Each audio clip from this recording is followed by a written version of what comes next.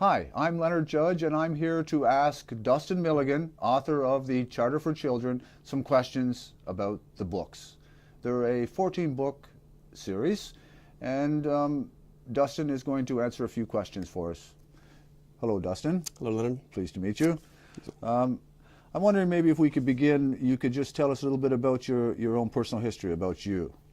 Okay, yeah. Well, I'm originally from a small village in Prince Edward Island called Tyne Valley. And I guess I went to university at the University of Ottawa as well as McGill, and I was a law student there. And the idea for the Charter for Children emerged while I was a student at McGill Law.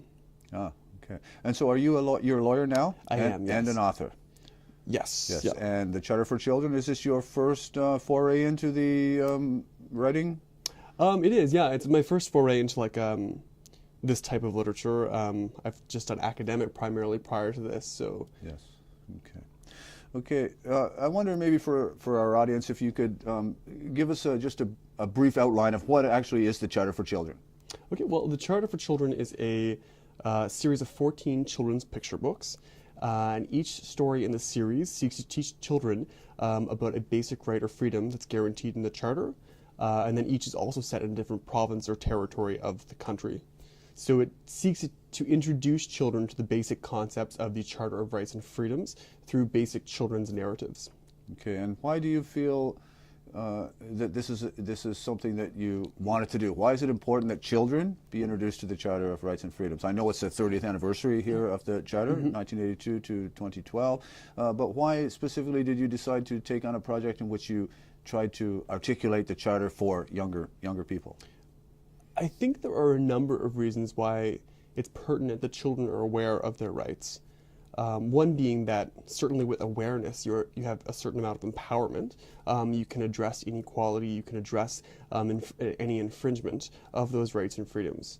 But also, the Charter itself, it promotes respect, it promotes dignity, it promotes liberty, and a lot what goes on in the lives of children, especially in light of bullying, requires a sense of awareness about those concepts.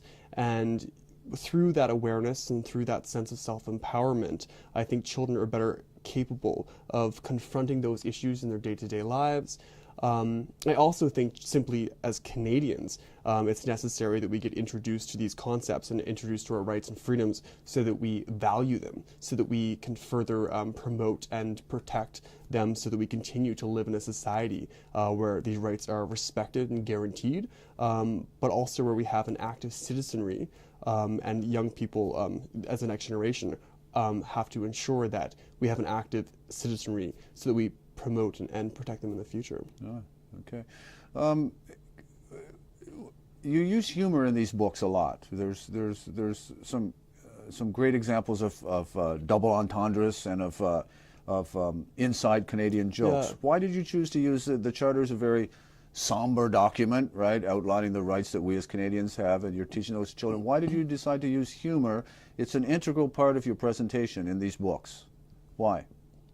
Well, certainly, I think I want children to relate to them as much as possible, to relate to their rights and freedoms, to relate to the this document that it's somewhat caught up in legalese and legal terminology. A lot of it, how we address it, or how the teaching resources that are currently available, I don't feel they have as much energy or fun. So I thought this would be a good way of trying to get children excited about their rights and freedoms. Yeah. And so humor is just one of those, a method by which I think you can be more easily engaged, and especially with children. And it's also like a lot of the humor in the stories addresses different Canadian cultural icons like Alanis Morissette or Justin Bieber, rather than Tim Hortons. One of the stories is set in Hudson's Bay, and rather than Tim Hortons, they're going to coffee at Tim Hudson's, yes, and things like that. So I think each one of these kind of play on words and puns also it promotes a sense of Canadian appreciation of Canada, yeah, and a knowledge of diversity here in Canada as well. Yes. So I think the humor, it kind of makes it more fun and engaging, and I'm hoping also it promotes Canadiana. Yes. there are many characters with very vibrant names, Anne of Green Tomatoes, or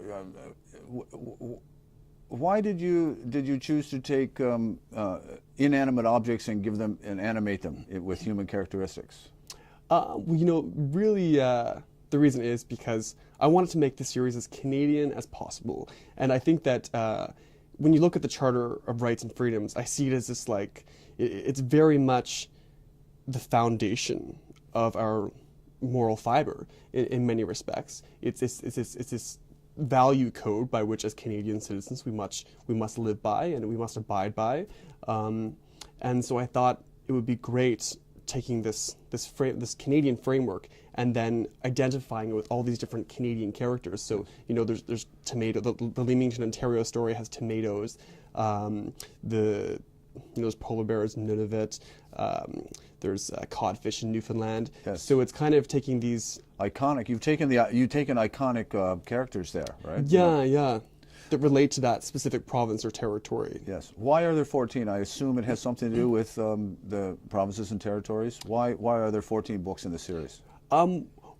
Yes, certainly. So there's 13 provinces and territories, and then the final story will be set in Ottawa. It addresses a right that applies to all the other 13 rights as well. Okay. So what right is that? So, well, that's actually about that.